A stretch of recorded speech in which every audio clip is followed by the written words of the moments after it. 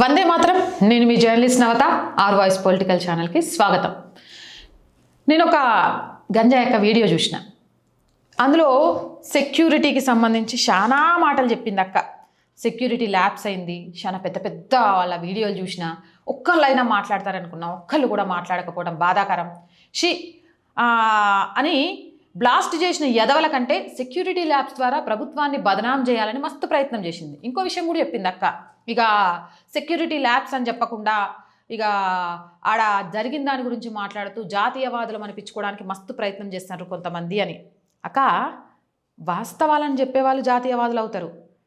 ఎప్పుడు ప్రభుత్వం మీద పడి ఏడ్చేటోళ్ళు కాదు. ప్రభుత్వాలు మనకు మంచి చేసినప్పుడు సహకరించాలి, చెడు చేసినప్పుడు నిలదీయాలి. గది నిజమైన జర్నలిస్ట్ లక్షణం. ఈరోజు సెక్యూరిటీ ల్యాబ్స్ అయి ఉంటే ఏం జరిగేదో తెలుసా? ఇక ఈ వీడియో అక్కకు చేరేదాకా జర పంపించండి.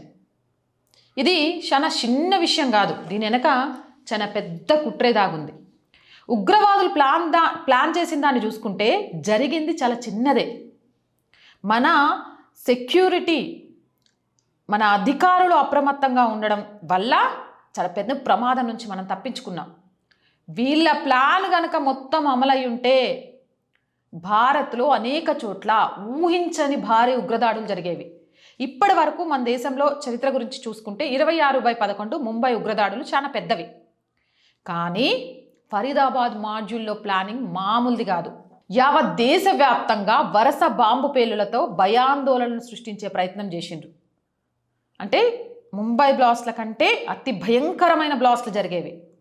ఇప్పుడు పేలింది అది ప్రమాదంలో భాగమే. అంటే అది ఒక చోటు నుంచి ఇంకో చోటికి, అంటే అధికారులు అప్రమత్తమయ్యారు, ఏటీఎస్, ఇంటెలిజెన్స్ వీళ్ళంతా పట్టుకుంటున్నారు, ఇక్కడ ఇది ఉంచడం కరెక్ట్ కాదు అని దాన్ని ఇంకో ప్లేస్ నుంచి ఇంకో ప్లేస్కి తీసుకెళ్లే ప్రయత్నంలో భాగంగానే అది బ్లాస్ట్ అయింది. ఒకవేళ ఊహించుకోండి, 2900 కేజీల పేలుడు పదార్థం కనుక బ్లాస్ట్ అయి ఉంటే బాబోయ్, దేశం అల్ల కల్లోలమై ఉండేది. ఇంకో విషయం చెప్పనా? గుజరాత్లో దొరికిన ఒక డాక్టర్ దొరికిండు, హైదరాబాద్ వాడు కొంతకాలం ఖమ్మంలో కూడా ఉన్నాడని. ఇప్పుడు ఖమ్మంలో వాళ్ళు కూడా చాలా మంది భయాందోళనకు గురవుతున్నారు. ఆడు ఏకంగా రైజిన్ అనే జీవరసాయనాన్ని తయారు చేసిండు. అదే కనుక సక్సెస్ అయి ఉంటే భారత్లో మారణ హోమం ఊహించడానికి ఉంటుందా? అంటే ఇలాంటి వాటన్నిటినీ పట్టుకుంటే సెక్యూరిటీ సక్సెస్ అయినట్ట, వీళ్ళందరినీ పట్టుకొని, లేకపోతే సెక్యూరిటీ ల్యాబ్స్ అయినట్ట? గంజాయక్కే చెప్పాలా. ఇక ఆపరేషన్ సింధూర్లో మనం అంత దెబ్బ కొట్టినా పాకిస్తాన్ తన కుట్రలను ఆపుతుందా? ఆపట్లేదు. బార్డర్ నుంచి ఏమైనా చేయగలుగుతుందా? చేయట్లేదు. ఎందుకంటే మన బార్డర్లో ఉన్న సైనికన్నలు సూపర్గా చేస్తారు. వాళ్ళని చూస్తే ఇది పడుతుంది వాళ్ళకి. మరి భయంతో దేశం లోపల ఉన్మాదుల్ని రెచ్చగొట్టి ఇలాంటివి చేపిస్తారు. అక్క, అన్ని చోట్ల సెక్యూరిటీ బాధ్యతే కాదక్క, ప్రజల బాధ్యత ఉండాలి. జరిగిన దాన్ని అర్థం చేసుకోవడం ఉండాలా. వీళ్ళకు సహకరిస్తున్న దరిద్రపు మూర్ఖుల గురించి ఎందుకో మాట్లాడలే? ఈ దేశంలో వండుకుంటూ ఇంత తయారు చేస్తున్న డాక్టర్లు, ఇంజనీర్లు, వీళ్ళ గురించి నువ్వు ఎందుకో మాట్లాడలే? ఏ పాటికి దేశంలో ఏ మూల ఏం జరిగినా అది ప్రభుత్వంది, అధికారుల వైఫల్యం అంటే ఎంతవరకు సమంజసం? ఎంతవరకు? ఈరోజు ఇక్కడ జరిగిన చిన్న బ్లాస్ట్కి పాకిస్తాన్ మొత్తం అతలాకుతలమై వాళ్ళు సైనికులందరినీ సెలవులు ఆపేసుకొని రమ్మని చెప్తానంటే భారత్కి ఎంత వణికిపోతున్నారు. భారత ప్రభుత్వం ఎంత కఠినంగా నిర్ణయాలను తీసుకుంటే వాళ్ళు అట్లా చేస్తుండాలి. ఇదంతా నీ కళ్ళకు కనబడట్లే? క్లియర్గా దీని వెనక ఉంది జైషే మహమ్మద్ అని తెలిసింది. ఐసిస్ ఖొరాసాన్ ప్రావిన్స్కి చెందిన ఉగ్రవాద సంస్థలు కూడా కీలకంగా ఉన్నాయని తెలిసింది. ఇక అవి మన దేశం మీద ఏ విధంగా కుట్రమన్నాయి, వాటి అంతిమ లక్ష్యం ఏంది అనేది ఇప్పుడు చాలా క్లియర్గా చెప్తా. ఎందుకు అంటే మళ్ళీ బల్లగుద్ది చెప్తున్నా, మన సెక్యూరిటీ, మన ఏటీఎస్ అధికారులు, మన పోలీస్ అన్నలు, మన భద్రతా బలగాలు కంటి మీద కునుకేయకుండా ఈ దేశంలో జల్లెడబడుతున్నారు. కాబట్టే మనం ప్రాణాలతో ఉంటున్నాం, ఆనందంగా ఉంటున్నాం. వాళ్ళు గనక ఈ గంజా యొక్క మాటిని ఎట్టాగో మేము ఎంత కష్టపడ్డా సెక్యూరిటీ ల్యాబ్స్ అని అంటారు, పడాల్సిన అవసరం లేదని ఒక్కసారి కంటి మీద కునికేయడం అందరూ ప్రారంభించినట్టే ఊహించని పరిణామాలు జరుగుతాయి. కాబట్టి చాదనైతే వాళ్ళకు సెల్యూట్ చేయండి, విమర్శించకండి.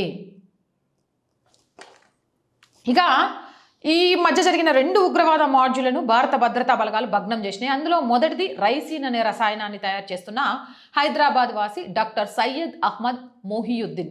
ఇతన్ని గుజరాత్ యాంటీ టెర్రరిజం స్క్వాడ్ పట్టుకుంది.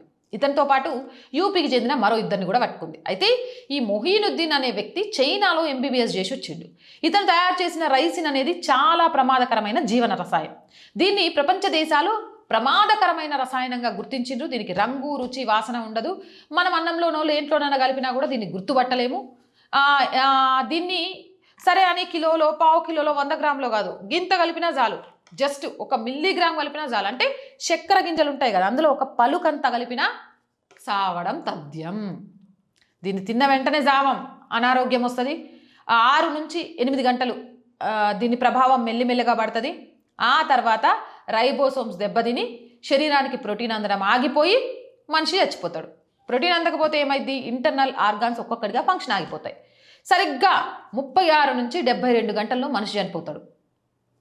అంటే రైజిన్కి సంబంధించి చక్కెరలోని 1 పలుకంత, చిన్న చక్కెర గింజలు ఉంటాయి కదా, దాంట్లో 1 పలుకంత తిన్నా ఒక మనిషి 36 నుంచి 72 గంటల్లో ఆర్గాన్స్ పనిచేయక చిత్రహింస అనుభవించి చనిపోతాడు. అంతటి ప్రమాదకరమైన రసాయనాన్ని ఆముదం గింజలతో తయారు చేయొచ్చు. అందుకే మొహియుద్దీన్ దీన్ని ఎంచుకొని జీవాయుధం తయారు చేసి మారణ హోమం సృష్టించాలనుకున్నాడు. అతను అప్పటికే పలు కూరగాయల మార్కెట్లు, పండ్ల మార్కెట్లతో పాటు దేవాలయాలను సైతం రెక్కి చేసిండనే అనుమానాలు ఉన్నాయి. ప్రసాదంలో కలిపి 100 మందిని సంపాలి అనుకున్నాడు. ప్రసాదం తినేది ఎవరు అంటే హిందువులు.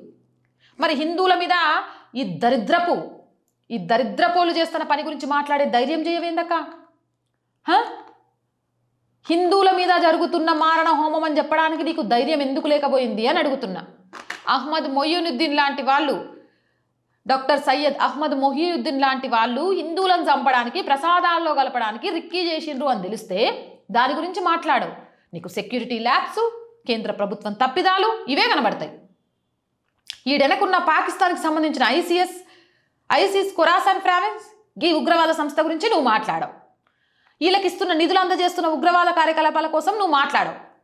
మళ్ళీ మాట్లాడమంటే ఎట్లొస్తున్నాయి పైసలు? మన సెక్యూరిటీ వైఫల్యం వల్లే వస్తున్నాయట. ఓ అక్క, సెక్యూరిటీ వైఫల్యం కాదు, ఈడ పనికి మాలిన యదవలు ఈ అమ్మ పాలు దాగి రొమ్ము మిద్దన్నే మూర్ఖులు ఎక్కువైపోవడం వల్ల వస్తోంది. ఒక్కసారి ఊహించండి, ఇది గనక జరుగుంటే తలుచుకుంటేనే వెన్నులో వణుకు పుడుతుంది. దీన్నే అడ్డుకుంది మన సెక్యూరిటీ, మన అధికారులు. Salute them. ఇక హర్యానాలోని ఫరీదాబాద్ మాడ్యూల్, ఇదైతే ఇంకా భయానకమైనది. ఏకంగా ఉగ్రవాదులు 2900 కిలోల RDX, ammonium nitrate, potassium nitrate వంటి పేలుడు పదార్థాలను తయారు చేసుకుని పెట్టుకున్నారు. ఢిల్లీతో పాటు మరికొన్ని చోట్ల బాంబులు వేల్చేందుకు రంగం సిద్ధం చేసుకున్నారు. ఢిల్లీ పేలుడు కంటే ముందే హర్యానాలోని ఫరీదాబాద్లో నిషేధిత జైషే మహమ్మద్, అన్సర్ గజావత్ ఉల్ హింద్ ఉగ్ర సంస్థలతో సంబంధం ఉన్న 8 మందిని అరెస్ట్ చేసిండు. వీరిలో కూడా 3 డాక్టర్లే ఉన్నారు. అదీల్ అహ్మద్, ముజామిల్ షకీల్, షహీన్ల దగ్గర పేలుడుకు సంబంధించి పదార్థాలను కూడా స్వాధీనం చేసుకున్నారు. ఇంకా దౌర్భాగ్యం ఏంటంటే ఇళ్లలో ఆడ పందులు కూడా ఉన్నాయి. ఇక ఆడపంది జైషే మహమ్మద్ ఉగ్రవాద సంస్థకు సంబంధించిన మహిళా బ్రిగేడ్ కమాండర్గా ఎన్నికైందట. సంపేటోలను కమాండర్గా మారుస్తున్న ఉగ్ర సంస్థల్ని ఏం చేయాలా? అంతేలే, మనుషులైతే మనిషి జాతికి పుట్టుంటే మనిషి జాతిలాగా ఆలోచిస్తారు. రాక్షస జాతికి పుట్టిన వాళ్ళకు గట్లాంటి ఆలోచనే వస్తాయి.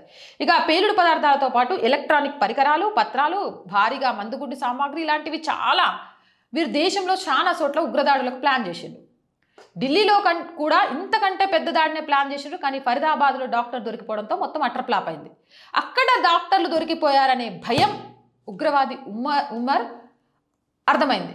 దాంట్లోనే ఆయన ఆ పదార్థం తీసుకెళ్తున్న నేపథ్యంలో అక్కడ బ్లాస్ట్ జరిగింది. ఈ గుట్టంతా కూడా ఒక గోడ పత్రిక నుంచి బయటపడింది. గత నెల అక్టోబర్లో శ్రీనగర్లోని నౌగాం జిల్లాలో కొన్ని జేఎంఎం పోస్టర్లు వెలిశాయి. దాని తర్వాత కాశ్మీరీ వైద్యులు పాల్గొన్న జైషే మహమ్మద్ బహుళ రాష్ట్ర ఉగ్రవాద నెట్వర్క్పై దర్యాప్తు సంస్థలకు మొదటి ఆధారాలు లభించాయని నివేదికలు సూచిస్తున్నాయి. నౌగాంలో కనిపించిన జేఎం పోస్టర్లు దళాలపై దాడులు జరుగుతాయి అన్నట్లు ఉంది. దీనిపై లోతుగా దర్యాప్తు చేసిన ఎస్ఎస్పీ చక్రవర్తి, అతని బృందం సీసీటీవీ ఫుటేజ్ సహాయంతో 3 అండర్ గ్రౌండ్ ఉగ్రవాదుల్ని పట్టుకున్నారు. వీరు గతంలో రాళ్లు రువ్విన కేసుల్లో నిందితులుగా ఉన్నారు. వీళ్ళని విచారిస్తే షోపియన్లోని మతాధికారి మౌల్వి ఇర్ఫాన్ అహ్మద్ దొరికాడు. ఆ మతాధికారిని విచారిస్తే జమ్మూ కాశ్మీర్, హర్యానా, ఉత్తరప్రదేశ్లో అంతర్రాష్ట్ర ఉగ్రవాద కుట్రలపై ఆధారాలు దొరికినాయి. దాని ద్వారా జైషే మహమ్మద్, అన్సార్ గజ్వత్ ఉల్ హింద్, కాశ్మీర్, హర్యానా, ఉత్తరప్రదేశ్కి సంబంధించిన వైట్ కాలర్ టెర్రర్ మాడ్యూల్ బయటపడింది. ఈ టెర్రర్ అంతా ఆల్ ఫలాహ్ యూనివర్సిటీ కేంద్రంగా బయటపడింది. యూనివర్సిటీకి సంబంధించిన వైద్య కళాశాలలో టెర్రర్ మాడ్యూల్ ఏర్పాటు చేసిన ప్రధాన సూత్రధారి ఇమాం ఇర్ఫాన్ అహ్మద్ను జమ్మూ కాశ్మీర్ పోలీసులు అరెస్ట్ చేసిండ్రు. అతని నుంచి కీలక విషయాల్ని కూడా బయటకు తీసుకొచ్చిండ్రు. వైద్య విద్యార్థులకు ఉగ్రవాద భావజాలాన్ని నూరిపోయడంలో ఇతడు కీలక పాత్ర పోషించిండు. పాక్కు చెందిన జైషే మహమ్మద్ ఉగ్ర సంస్థ నుంచి ప్రేరణ పొందిన ఇర్ఫాన్ ఫరదాబాద్లోని వైద్య విద్యార్థులకు ఉగ్రవాద భావజాలాన్ని నూరిపోశాడు. జైషేకి సంబంధించిన వీడియోలను పదే పదే విద్యార్థులకు చూపించాడు. ఇంటర్నెట్ కాల్స్తో ఆఫ్ఘనిస్తాన్లోని కొంతమందితో సంప్రదింపులు జరిపినట్లు అధికార వర్గాలు తెలిపాయి. ఉగ్రవాద భావజాలాన్ని విద్యార్థులు అణువణువున నింపాడు. మొత్తం ఉగ్రవాద మాడ్యూల్ని ఇర్ఫాన్ రూపొందించాడు. ఈ మాడ్యూల్ బయటపడిన నేపథ్యంలో భయాందోళనకు గురైన ఉమర్ ఢిల్లీలో పేలుడు జరిపాడు. నిజానికి ఈ రెండు ఉగ్రవాద సంఘటనల్లోనూ ఉన్న కీలక దేశం పాకిస్తాన్. ఆ దేశం మనపై కొన్ని దశాబ్దాలుగా ఉగ్రవాదాన్ని ప్రోత్సహిస్తూనే ఉంది. రీసెంట్గా పహల్గామ్ ఉగ్రవాద దాడి జరిపిన వెంటనే మనం ఆ దేశంపై ఆపరేషన్ సింధూర్ నిర్వహించాం. భారీగా దెబ్బ కొట్టాం. కరాచీ పోర్టు నుంచి ఆ దేశంలోని ఎయిర్ ఫీల్డ్లను అన్నిటినీ నాశనం చేశాం. అయినా కూడా ఆ దేశానికి బుద్ధి రావడం లేదు. తాను చచ్చినా పర్లేదు, భారత్ను ఒక దెబ్బైనా కొట్టాలనుకునేది పాక్ లక్ష్యం. ఆ దేశపు మూర్ఖత్వానికి అమెరికా అండ ఒకటి. ఒకప్పుడు ఆసియాలో అమెరికా పట్టు ఉండాలంటే పాక్ అండ అవసరం కాబట్టి ఆ దేశంలో బిన్ లాడెన్ 10 ఏళ్లుగా తలదాచుకున్న అగ్రరాజ్యం ఏమీ చేయలేకపోయింది. 9/11 ఉగ్రవాద దాడి జరగడానికంటే ముందు అమెరికా మనకు చులకనగా చూసేది. ఉగ్రవాదమే లేదని అదంతా కట్టుకదని కొట్టిపారేసేది. ఎప్పుడైతే ట్విన్ టవర్స్ కూలాయో అప్పుడే ఆ దేశం ఉగ్రవాదాన్ని గుర్తించడం మొదలుపెట్టింది. కానీ పూర్తిగా కాదు. ఇప్పటికీ గుడ్ టెర్రరిజం, బ్యాడ్ టెర్రరిజం అనే విభజనను సూచిస్తుంది. ప్రస్తుతానికి పాక్తో అవసరం ఉంది కాబట్టి అక్కడ ఉండే ఉగ్రవాద సంస్థలన్నీ గుడ్డు టెర్రరిజం కిందికే వస్తాయి, అందుకే ఆ దేశం రెచ్చిపోతుంది అంటూ డీప్ స్టేట్కి కూడా భారత్ ఎదుగుదల ఉండకూడదు కాబట్టి ఇలాంటి ఉగ్రవాద దాడులు జరగాలని కోరుకుంటోంది. ఇక డీప్ స్టేట్ అండ కాంగ్రెస్కి ఎంతో ఉంది. ఈ నేపథ్యంలోనే పాకిస్తాన్ పదే పదే మన దేశంపై కుట్రలు పన్నుతూనే ఉంది. కానీ నిజానికి ఇంతటి పెద్ద ఉగ్రవాద దాడుల నుంచి మనల్ని అహర్నిశలు కాపాడుతున్న ఇంటెలిజెన్స్ సంస్థల పనితీరు మాత్రం ఎనలేనిది. Salute them. ఎన్నో దాడుల నుంచి మన దేశాన్ని కాపాడుతుంది. ఇక పాకిస్తాన్పై ఆపరేషన్ సింధూర్ 2.0 స్టార్ట్ చేయడమే తరువాయి. మరి అది త్వరలోనే జరగాలని, ఇలాంటి ఉగ్రవాదాన్ని ప్రోత్సహిస్తున్న దేశాలు ప్రపంచ చిత్రపటం నుంచి కనుమరుగు కావాలని మనస్ఫూర్తిగా కోరుకుంటున్నా. ఇక గంజాయక్కకు క్లియర్గా అర్థమై ఉండాలి, ఇంటెలిజెన్స్ అధికారుల పని వల్ల గామె చుట్టాలు కూడా పానాలతో ఉన్నారని, లేకపోతే ఏడుస్తూ కూసోవాల్సి వచ్చేదని. కాబట్టి దేశంలో ఉన్న ప్రభుత్వాలని, దేశంలో ఉన్న అధికారులని విమర్శించడం మానేసి దీనికి ఆజ్యం పోస్తున్న పాకిస్తాన్ని, ఆ పాకిస్తాన్ అండతో రెచ్చిపోతున్న ఈ టెర్రరిస్ట్ ఉగ్రవాదుల్ని, ఉగ్రవాదంలోకి అడుగుపెట్టిన మహిళల్ని, మానవత్వం మర్చిపోతున్న మూర్ఖుల్ని టార్గెట్గా మాట్లాడు.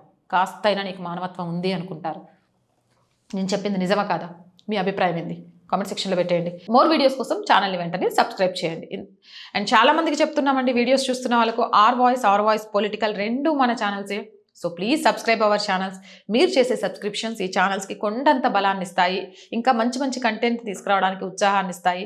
సో ప్లీజ్ సబ్స్క్రైబ్ చేయండి. అలాగే కంటెంట్ బాగుంది అనిపిస్తే లైక్ చేయండి, షేర్ చేయండి. కొంతకాలం ఆర్ వాయిస్కి ఆర్థికంగా చేయూతనందించండి. ఎస్పెషల్లీ సహాయం చేస్తున్న ప్రతి ఒక్కరికి మనస్ఫూర్తిగా ధన్యవాదాలు. ఈరోజు మీ సహాయం లేకపోతే ఆల్రెడీ అప్పుల్లో ఉన్న ఆర్ వాయిస్ ఇంకా అప్పుల్లో కుదేలైపోయేది. మీరు చేస్తున్నారు, దాంతోనే కొంత గెటాన్ అవ్వగలుగుతున్నాం. కానీ ప్లీజ్ మీ సపోర్ట్ అనేది ఇప్పుడు మాకు అనివార్యం. చేస్తారు అని ఆశిస్తున్నాను. చేయాలి అనుకుంటే సబ్స్క్రిప్షన్ పక్కనే జాయిన్ అనే బటన్ ఉంది. 1 to 5 లెవెల్స్ ఉన్నాయి. ఏదో ఒక లెవెల్లో సపోర్ట్ చేయండి. లేదా స్క్రీన్ మీద గూగుల్ పే, ఫోన్పేతో పాటు అకౌంట్ డీటెయిల్స్ ఉన్నాయి. దాని ద్వారా కూడా సహాయాన్ని అందించవచ్చు. చాలామంది వ్యాపారస్తులు ఉన్నారు. ఒక్క యాడ్ ద్వారా ఆర్థికంగా ఈ ఛానల్కి స్థిరత్వాన్ని ఇవ్వచ్చు. సో యాడ్స్ కోసం 8328 500 576 నెంబర్ని సంప్రదించండి. జై హింద్, జై భారత్.